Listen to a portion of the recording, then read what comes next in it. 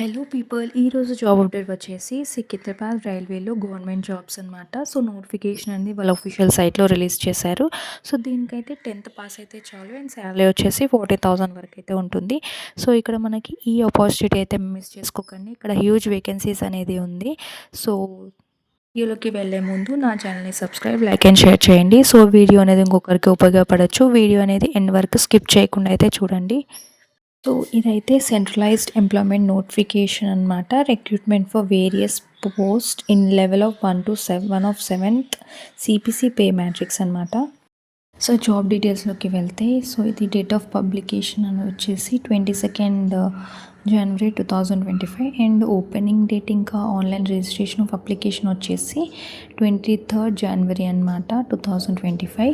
So ఇక్కడ మనకి last date వచ్చేసి 22nd February 2025. సో ఇక్కడ మనకి మనం ఏదైనా date and time modification window ఏమైనా కరెక్షన్స్ ఉంటే మోడిఫై చేసుకోవడానికి డేట్ వచ్చేసి 25th February 2025 నుంచి 6th March 2025 అయితే ఏమైనా కరెక్షన్స్ ఉన్నా ఏమైనా ఉన్నా కూడా మనం మోడిఫై అనేది చేసుకోవచ్చు ఈ డేట్ వరకు అయితే.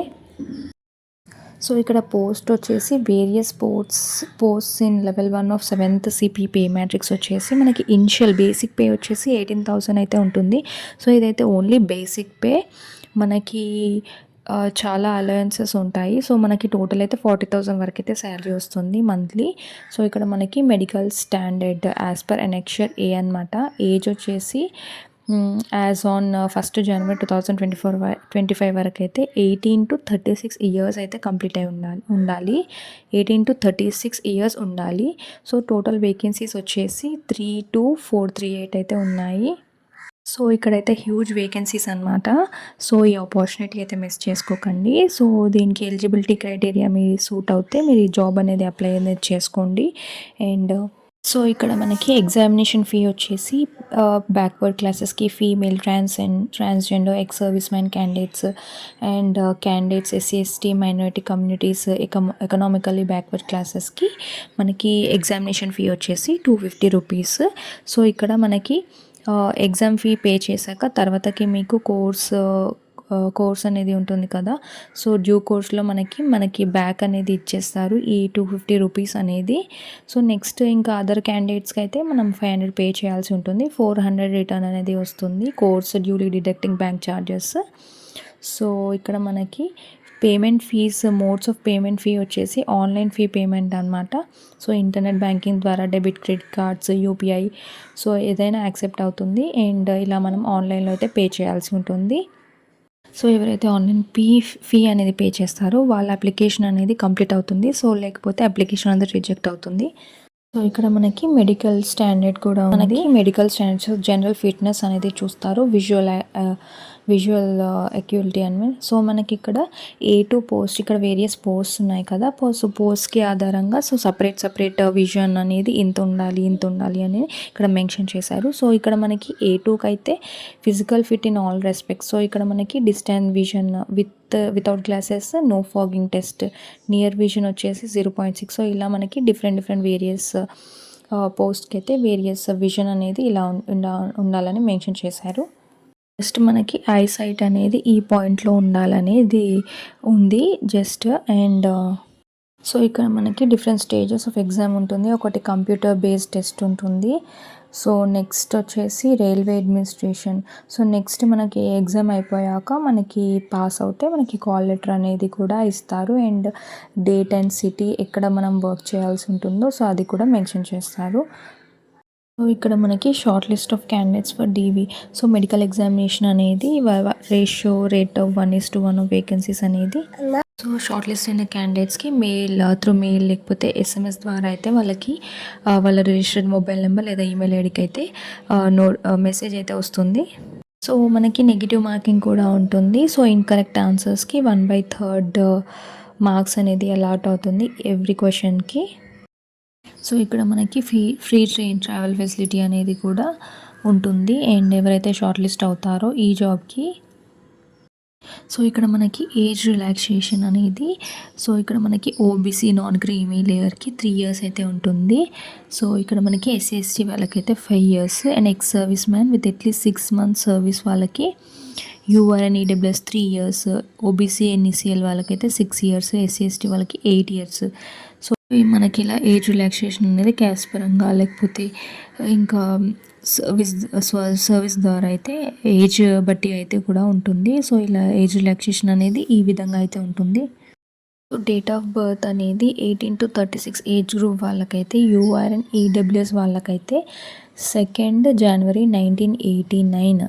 So upper limit of date of birth. So ఇలా అయితే మనకి వాళ్ళు ఇచ్చిన ప్రకారంగా ఏజ్ గ్రూప్ అయితే ఈ ఇయర్లో అయితే బర్త్ అయ్యి ఉండాల్సి ఉంటుంది. And next OBC non creamy layer వరకు అయితే 2nd January 1986 and SC ST వాళ్ళకైతే 2nd January 1984. సో ఇంకా ఆల్ అదర్ కమ్యూనిటీస్ కేటగిరీస్ వాళ్ళకైతే 1st January 2024 అయితే ఏజ్ అయితే ఉండాల్సి ఉంటుంది ఈ ఇయర్ వరకు.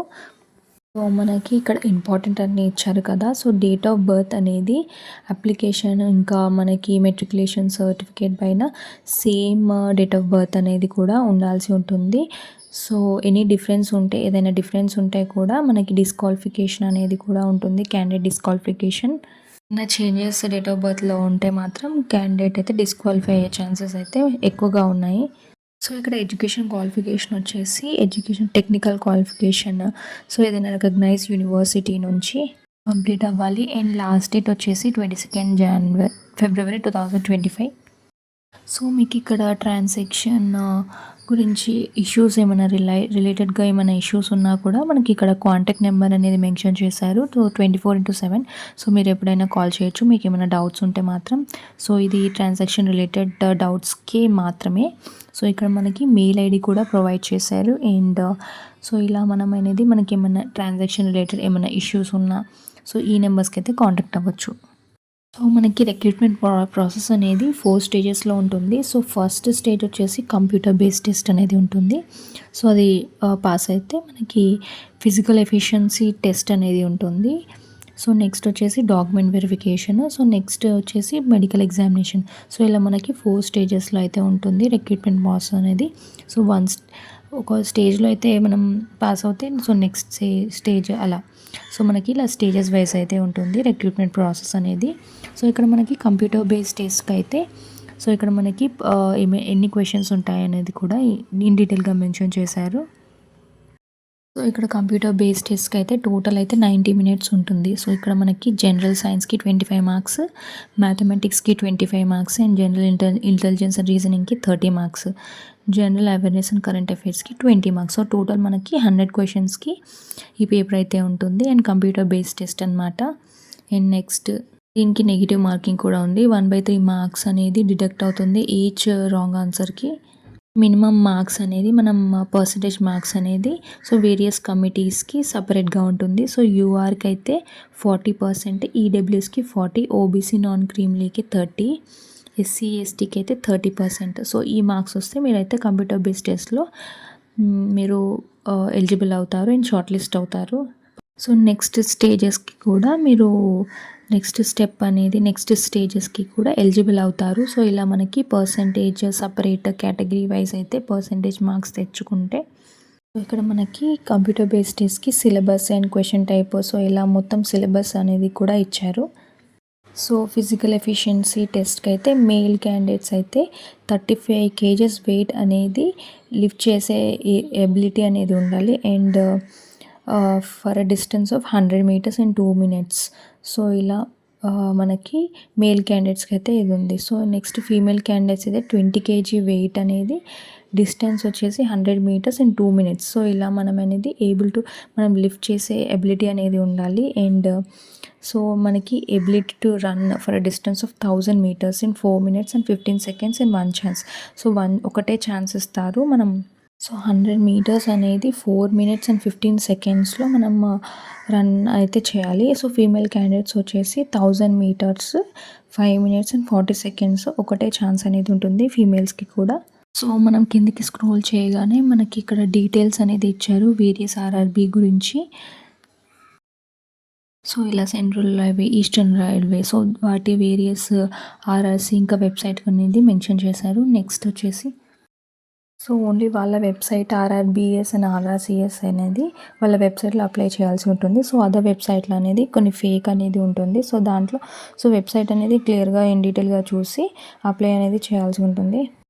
సో, ఇక్కడ మనకి వేరియస్ పోస్ట్ వాళ్ళ డిపార్ట్మెంట్‌కి సంబంధించి, ఇంకా మెడికల్ స్టాండర్డ్స్‌కి సంబంధించి ఇలా మెన్షన్ చేశారు. సో, అసిస్టెంట్ అని.